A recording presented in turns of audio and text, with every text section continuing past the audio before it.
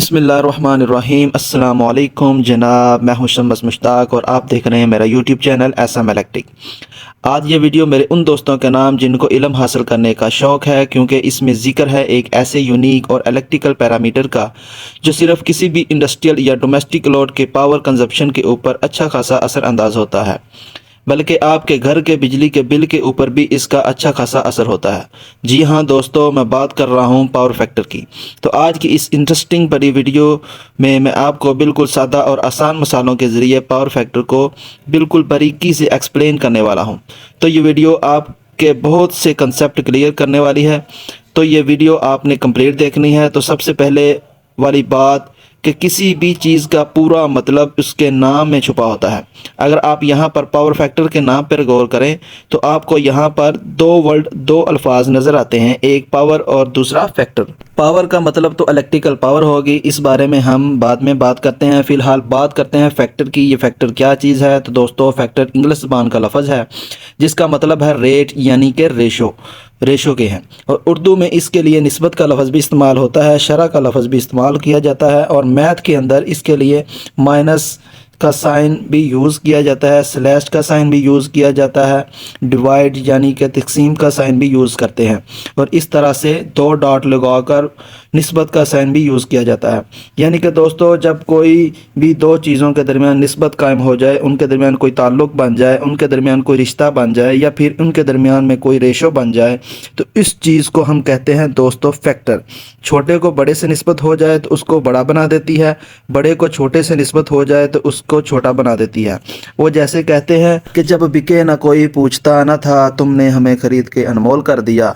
तो पता चला दोस्तों कि पावर फैक्टर असल में कोई सी भी दो पावर के दरमियान एक निस्बत है, उनका एक ताल्लुक़ है, उनकी एक रेशो है। तो अब वो कौन सी दो पावर्स हैं जिसके बारे में थोड़ी सी बात कर लेते हैं।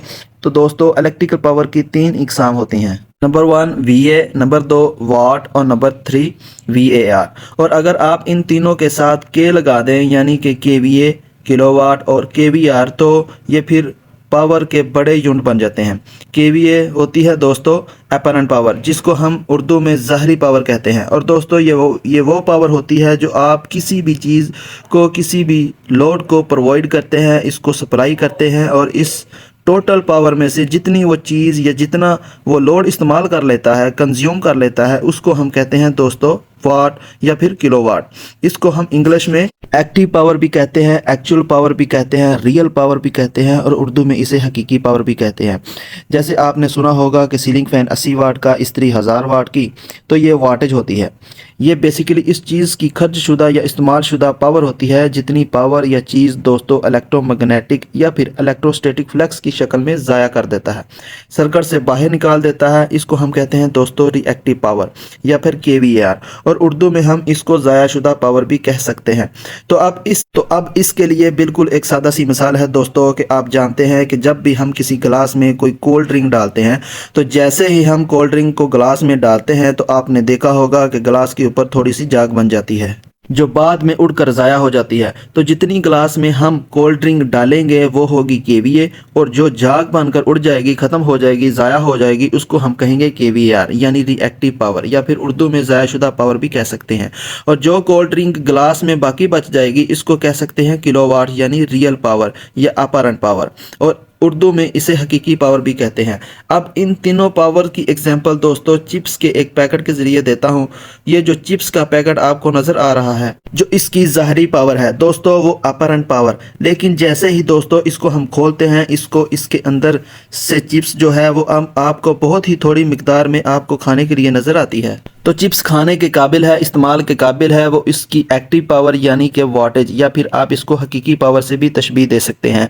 और जो इस पैकेट में हवा भरी हुई थी, जो इस्तेमाल के काबिल नहीं थी, जो उड़कर ज़ाया हो जाती है, इसको दोस्तों हम कहते हैं रिएक्टिव पावर या ज़ाया शुदा पावर या फिर KVAR। तो अब इस तीनों पावर की कैलकुलेशन के लिए दोस्तों हम एक राइट एंगल ट्राइंगल यानी कायमतुल ज़ाविया मुसल्लस का इस्तेमाल करते हैं, जो कि हम पावर ट्राइंगल भी इसको कहते हैं।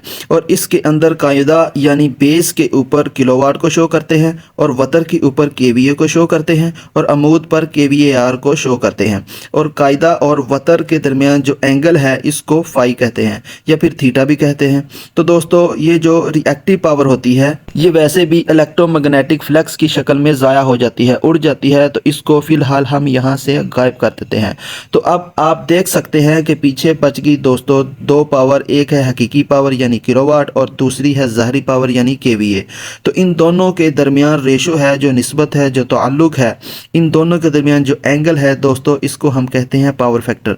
यानी कि किसी भी सर्किट के अंदर अगर आप किलोवाट को केवीए से डिवाइड कर देते हैं तो दोस्तों ये आती है वैल्यू पावर फैक्टर की। और इस ट्राइंगल के अंदर जो इनका एंगल बनता है, इसका अगर हम कोज ले लें, कोज आपको पता है कि कायदा बटे वतर होता है, तो इसलिए हम पावर फैक्टर को कोज थीटा या कोस फाई से रिप्रेजेंट करते हैं। अब चूंकि ये एक रेशो है, एक फैक्टर है, तो इसका कोई भी यूनिट नहीं होता, लेकिन हाँ इसकी एक रेंज होती है और वो होती है 0.1 से लेकर 1 तक। सेंटर में हमेशा इसका एक होता है जिसे हम कहते हैं दोस्तों यूनिटी पावर फैक्टर, और ये सबसे बेस्ट पावर फैक्टर होता है। अगर आपका पावर फैक्टर यूनिटी है यानी एक है, तो फिर आप किसी भी फैक्ट्री का ले लें, किसी भी घर का ले लें, इसका बिजली का बिल जो है वो कम आएगा। और एक से पीछे पीछे इसकी वैल्यू कम होती 0.9, 0.8, 0.7 और 0.6 करते करते ये 0 तक आती है। तो एक से जो पीछे जो इसका एरिया है दोस्तों, इसको हम कहते हैं लैगिंग पावर फैक्टर। और एक से अगर ऊपर जाता है तो जहां एक के बाद दो नहीं आता, बल्कि एक के बाद 0.9, 0.8, 0.7 और करते करते 0 तक जाता है। लेकिन ये जो एरिया है दोस्तों, इसको हम कहते हैं लीडिंग पावर फैक्टर। लीडिंग का मतलब है लीड करने वाला, जो आगे चलता है। तो अगर पावर फैक्टर यूनिटी से ऊपर चला जाए तो वो लीडिंग में चला जाता है, और अगर यूनिटी से नीचे आ जाए तो वो लैगिंग में आ जाता है। और यही चीज़ दोस्तों अगर आप पावर फैक्टर मीटर के अंदर भी देखें तो इसके अंदर भी सेंटर में एक होता है। एक से पीछे पीछे जो है वो लैगिंग वाला पोर्शन है और एक से आगे वाला लीडिंग वाला पोर्शन शो किया जाता है। तो दोस्तों सबसे बेस्ट पावर फैक्टर होता है यूनिटी यानी कि एक। और अगर आपका पावर फैक्टर बहुत ज़्यादा लैगिंग है या लीडिंग है तो ये आपके लिए बहुत ही ख़तरनाक सूरत हाल है। इस तरह से आपके बिजली का बिल भी और पावर कंजप्शन में बहुत ज़्यादा इजाफा हो जाता है। तो अब हमारे घर में ऐसी कौन सी चीज़ है जो पावर फैक्टर को लैगिंग कर रही है और ऐसी कौन सी चीज़ है जो इसको लीडिंग पे लेके जा रही है, इसके बारे में थोड़ी सी बात करते हैं। तो दोस्तों इलेक्ट्रिक के अंदर जो लोड होते हैं उनकी 3 इकसाम होती हैं, रेजिस्टिव लोड, इंडक्टिव लोड और कैपेसिटिव लोड। रेजिस्टिव लोड होते हैं जैसे आपकी इस्त्री, सोल्डर, आयरन जिसको हम काविया भी कहते हैं, इलेक्ट्रिक हीटर, इसके अलावा इलेक्ट्रिक केटल जिसको हम चाय वाली केतली भी कहते हैं। ये सारी चीज़ें होती हैं दोस्तों रेजिस्टिव लोड। इस तरह आपकी जितनी भी मोटरें होती हैं जिनके अंदर कॉयल यानी कि वाइंडिंग इस्तेमाल की जाती है, वो चीज़ें होती हैं इंडक्टिव लोड। जैसे छत वाले पंखे, पानी वाली मोटर, तो जितनी भी कॉयल या वाइंडिंग वाली चीज़ें होती हैं वो होते हैं इंडक्टिव लोड। और जिसके ऊपर कैपेसिटर का इस्तेमाल किया जाए तो capacitor AC capacitive load behave करता है, इसको हम कहते हैं कैपेसिटिव लोड। तो अब दोस्तों एक बात गौर से सुन लें, जितने भी हमारे रेजिस्टिव लोड होते हैं जैसे इस्त्री वगैरह, इन सब का पावर फैक्टर यूनिटी होता है। लेकिन जो हमारे इंडक्टिव लोड होते हैं जैसे कि मोटर वगैरह, इनका जो पावर फैक्टर होता है ये होता है लैगिंग। यानी कि जो इंडक्टर होता है ये पावर फैक्टर को कम करने का, इसको लैग करवाने का, इसको पीछे चलाने का सबब बनता है। तो वैल्यू इसकी कम होने की वजह से जितना पावर फैक्टर कम होगा उतना ज़्यादा नुकसान होगा। और जो कैपेसिटिव लोड होते हैं यानी कि जो कैपेसिटर होते हैं वो लीडिंग पावर फैक्टर प्रोवाइड करता है। लेकिन ये याद रखें कि लीडिंग पावर फैक्टर भी नुकसानदेह होता है। सबसे बेस्ट पावर फैक्टर होता है यूनिटी।